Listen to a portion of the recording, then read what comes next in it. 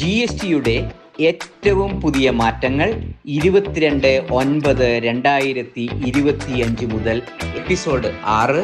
GST registration പരിധിയിൽ മാറ്റം പ്രതീക്ഷിച്ചിരുന്നു. 56ാമത്തെ GST കൗൺസിൽ അങ്ങനെ നിർദ്ദേശം ഉണ്ടാവുമെന്ന് പ്രതീക്ഷിച്ചിരുന്നു. രജിസ്ട്രേഷൻ പരിധിയിൽ യാതൊരു മാറ്റവും വരുത്തിയിട്ടില്ല. സേവനങ്ങൾക്ക് പ്രതിവർഷം 20 ലക്ഷം രൂപ ടേൺ ഓവർ ഉണ്ടെങ്കിൽ, വരവുണ്ടെങ്കിൽ, പ്രോഫിറ്റ് അല്ല കേട്ടോ, ഗ്രോസ് റെസീറ്റ് ഉണ്ടെങ്കിൽ അവർ രജിസ്ട്രേഷൻ എടുക്കണം എന്ന് ചുരുക്കം.